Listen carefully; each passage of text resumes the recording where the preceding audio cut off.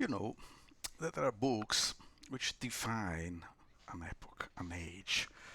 There are books that you could say they are the age in which they were written. Think of Dante Alighieri's comedy. It's during the Middle Ages. Can you think of the Middle Ages without Dante? Or of Dante without the Middle Ages? It's impossible. Dante's comedy defines the Middle Ages perfectly in such a way that you cannot imagine Dante in any other age. You cannot imagine the Middle Ages without Dante. Dante had this great possibility of writing a book that defined an epoch, which is a great privilege. Some people have it, some writers, some artists, some people do. And the same privilege, I think, was granted to an American author, Ursula LeGuin, American writer.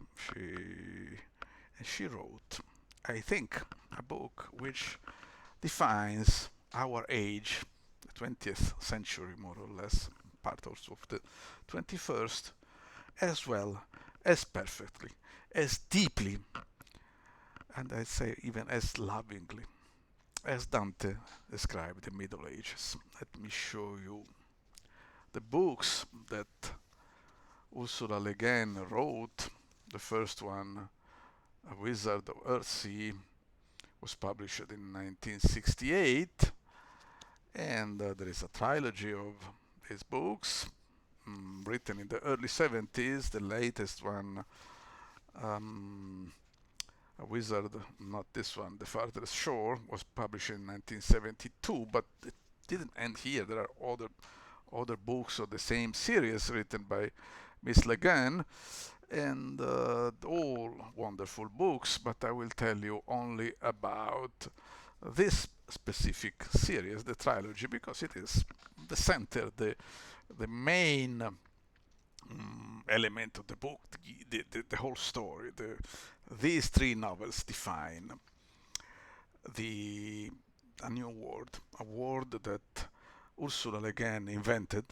She thought about it. She had this creative, this moment, this capability and possibility for a writer, for an artist, for a novelist to create words.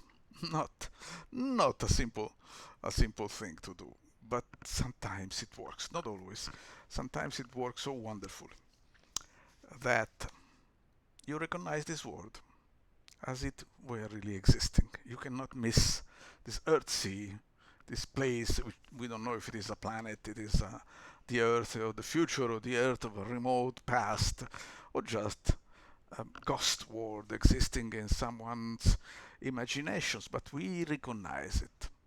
If you are from Europe and you've seen the Mediterranean Sea, the islands of the Mediterranean Sea, Sicily, around Sicily, near Greece, then you recognize this world, because it's so bright, so shining, so full of light, like Mediterranean islands often are. It is not. It is different. Go to Europe anywhere, go to the United States, but it is not the same thing as you go in a Mediterranean island. It's a different light. You know this. You cannot miss it. And if you ever went there once, you will recognize it. There is no way you can miss that. And so there are several points of this story that I would like to tell you. Let me start with one. I cited Dante because also Dante wrote a trilogy. It's a Paradise, Purgatory, and Hell. But that's not the point. But the point is that some authors do their best when they are under some constraint, some limits. They have to do their job, their work, within some limits imposed from someone, some factors, and then the effort of overcoming, remaining within the limits. I'm thinking of Dante. Dante wrote the comedy in rhyme. So can you believe that? Writing a whole story. The protagonist is Dante himself. He travels from hell to purgatory, from purgatory to paradise, meeting people, doing things, telling us other stories, all rhymes. I don't know how he did that. It was a challenge, an enormous challenge, and yet he wrote a historical masterpiece. And LeGuin, Ursula Le Guin, when she wrote this series, she was under a constraint. The constraint was called young adult fiction. She was a young author in her early 30s when she started with this one, and she said, I suppose somebody commissioned her this book. Say, why, Mrs. Le Guin, why don't you write a book for young adults? And in the 1960s, 1970s, young adults would still read books, read novels, and there was a market for this kind of novels, which could be very good actually, because authors knew that they had to remain within certain limits. They had to write something that in our way, in our modern times, we would call a saga. A saga is some young person who grows, faces a challenge, typically kills a dragon, and then finds the love of a nice girl, maybe a princess if possible. But that's the story. That's so typical, and we are fascinated by this kind of story. And if it is written by someone who knows what he is or she is doing, it can be very, very good. And Mrs. Le Guin, she wrote this under this kind of constraint, and the result was a masterpiece that defines the whole 20th century, with a universe, an entire universe, completely fantastic universe, an archipelago of islands in a sea somewhere in another planet, were so luminous, so bright, so full of light, where characters act and magic works. The whole story here is not magic. Magic is, of course, a representation of our modern technology, but it's also a deeply recognizing that the power of words. The whole story here is about knowing someone's name. You have power on him or her. It is the power of the spoken words. And Mrs. Le Guin knew that how much the power of word is misused in our times, how much evil you can work by using the power of words. Simply said, lying. So let me tell you rapidly what is the story, but there is not many twists in the story. It's very linear, very simple. You start with this young boy living in an island. He has some magic capabilities. In our time, in our universe, he would be a scientist, and he goes to a magic school. He does something wrong, and he creates a monster, a shadow. Then the whole story of this first part is how he tries to remedy the damage he himself has created. So the shadow that starts following him, the shadow, and he runs away from the shadow, but the shadow follows him. So he goes, but knowing that he has to do that because the shadow is hugely dangerous. So he tries to keep the shadow away from other people. And it's a beautiful story in many respects.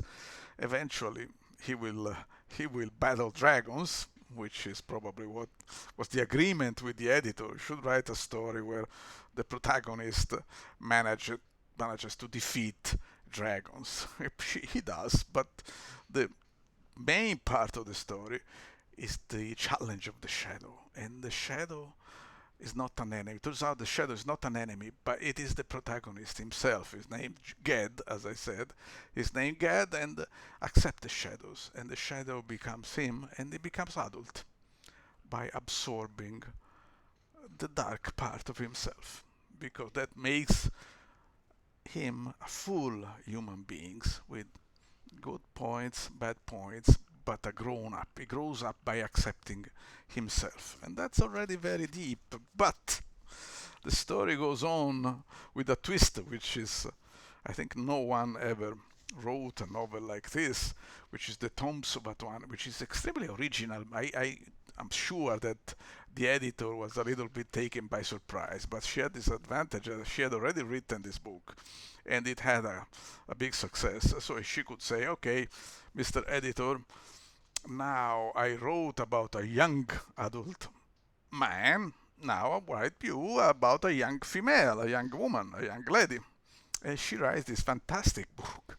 It's the story of a girl, young in the story, who's called Tenar, and she's a priestess of a dark tomb in this island called Atuan.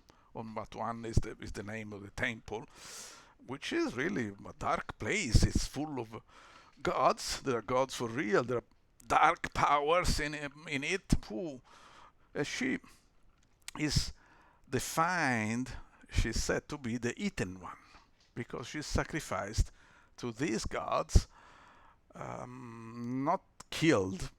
She's sacrificed in the sense she gives everything of her life. She gives her life to these gods, these dark gods, and it's there's an incredibly interesting story seeing the character of the priestess from the viewpoint of the priestess. She lives in a dark world of these deities, of these creatures, strange spells and things, and then eventually she sees the light. The light is when Ged comes to this temple to explore or to find something or to find more spells. Ged, the protagonist, is in our world he would be a scientist. In Earthsea, he is a wizard. And the same thing. He seeks truth, but not just truth. He searches technology. Technology in our scientist looks for technology. A wizard looks for spells, which he presumably uses for the good of people, the good of humankind. So he goes there. He almost dies, but Tenar, the priestess, sees the light. She also grows into an adult woman by accepting Ged's love and freeing him from the power of these gods. And this great darkness is a symbol of woman femininity, but the story is very deep. And in the trilogy, you are a bit disappointed that Tenar, the protagonist of this part, disappears and doesn't appear again in the trilogy. But the funny thing is that she will reappear much later, maybe 20 years later, in this story. Tehanu. Tehanu is a young girl. The story goes in cycles. Reappears in this last one of the latest novels by Miss LeGuin, and Tanner reappears as an old woman who is clearly the projection of Ursula Le Guin herself into the world she created, because she has this enormous power as an author. It's a fantastic power. You can do what you want with the world you created. This is godlike power, and so she likes so much the world she created that she projects herself like Beam Me Down Scotty, and she reappears on that planet or whatever it is as an old woman. In this story, Ged is also an old man, and they get married like an old couple who have been married for a long time, and they love each other because they know each other deeply and they respect each other. It's a very nice touch, but I mean, with many twists of very deep insights. But the real impressive story is the last one. This one is absolutely fantastic. It is a story that came to my mind because it was so prophetic. Written in 1972, it describes perfectly the situation in which we are now, in our world, in the Western world, in 2021. And we were in 2020. That's why this is another very, very deep story in which Ged, the original protagonist, the young Ged now is a mature man, is a man in his full powers, maybe 40, maybe 50. He befriends a young prince, and they together try to save the world from the evil, some evil, horrible evil that befell the world. What is happening? Some magic is disappearing. Remember that magic in Earthsea is science in our world. There is a univocal correspondence here, science, there magic, evil is on both sides of the universe. If you can cross the barrier, you go to Earthsea, you can maybe cross back and come back here, but evil is the same. So evil walks the earth, or evil walks Earthsea, and they don't know what's happening. We're losing magic, like just like we're losing our science. It's happening. Do you deny it? You think science? No, science is a disaster, and you know why. I'm not telling you why. So what happens? Ged explores Earthsea, trying to understand what's happening to magic. Why there is no more magic? He's still a wizard. He can still work magic, just like we scientists. We can still do science, but it's not anymore the science of once. It's changed. It's much less powerful. It's tricks and smoke and mirrors, whatever you like to call it, but same for Ged. So they try to understand what happened, and they discover a mad, we would call on our side of the universe, you would call it mad scientist. In Earthsea, he is a mad wizard. A mad wizard who has tried and failed to defeat death itself. And he thinks this evil wizard, he thinks he has defeated death without realizing that in order to defeat death, he killed himself. He killed everything that made him alive, and turning him into a zombie. We would use this term at that time. Zombies were not so known as they are today, but he gave up everything for a semblance of life. But he's not really alive. He walks, he speaks, he thinks, but he's not really alive because he lost the human dignity, the human capability to be a man or a woman. And so there is a confrontation in which Ged goes in reverse into hell. I compare the story to Dante's comedy. In Dante, you go from hell to paradise. Here you go from paradise to hell, which is more typical of very old fiction like Gilgamesh or the goddess Inanna herself. She goes to hell to visit her sister Ereshkigal, and she is killed, but then she is reborn, and it's the cycle. In order to be born, you have to die. In order to be reborn, you have to die. Also, it's a basic point of all the fiction, myths, religions, philosophy of our world. And so this happens also in this parallel universe, which is Earthsea, and you have this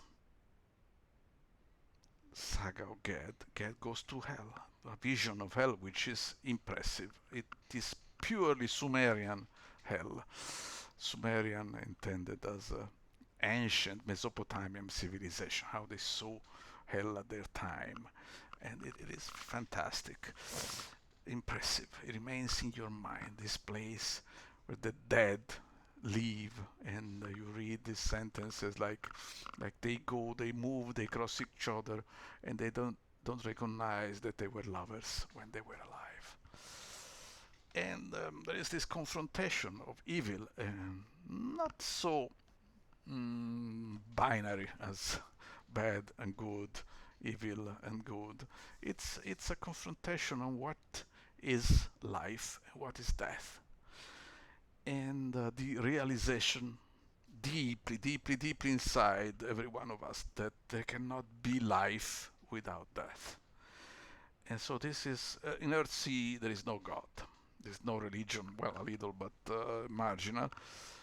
It's like the 20th century, because the 20th century humans found themselves without God to rely on. So they had to at least try to rely on themselves, on their dignity of human beings, to understand who they were, what they wanted, where they wanted to go. They failed mainly, but at least they asked the question. And here we have this confrontation of evil and good, and Gad, the good character, the complete man who is alive and knows he will die, but he uses a human force, human dignity, human powers to release the evil sorcerer from the disaster that from the evil that he himself had worked on himself. He doesn't kill him, but he releases him. He releases him, and evil disappears for a certain time, because there will be new cycles, new ideas, new things, and the cycles of good and evil, light and darkness, life and death never end. And this is very clear in this book. This could have been written in Sumerian times. It would be the same, but it is so typical of the 20th century, which is so human, so full of the limits, but also the greatness of humans. It's an optimistic book. Unfortunately, I don't know how justified in view of the thing of what's happening, because you see, right now we are doing the same mistake that the evil sorcerer was making in this book, that we are trying so strongly to save ourselves from death, that from the coronavirus, that we are losing everything.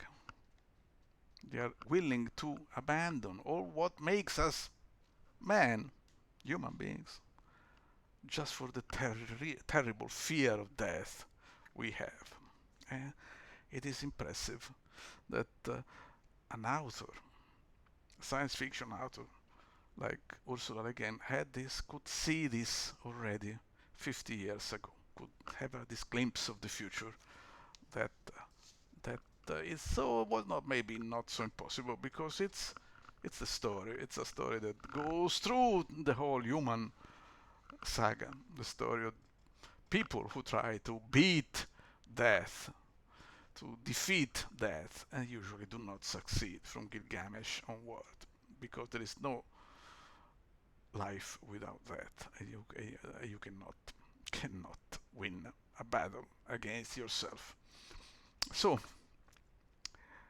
this is again this possibility of creating a world, which is a privilege usually reserved to gods. Only gods can create worlds, and science and novelists can do the same. So she had this great satisfaction in her life. I wish I had such a luck in my life, but she not only created a world, but created a world that somehow is a reflection of the real world. And sometimes when I rethink of these books that she wrote and that I read when I was not exactly a young adult, but young anyway, I have this feeling that maybe the real world is not this rather ugly world in which we are living. Ugly for so many reasons, unfortunately, for so much suffering, so much useless suffering that we are wreaking upon ourselves. But the real world is this so beautiful, so bright, so luminous, so wonderful world that Ursula K created. And maybe we could go there if we could see it, if we knew in which direction exactly to look. And if we cannot see it, we can at least dream it. And this is the story. And thank you very much for your attention.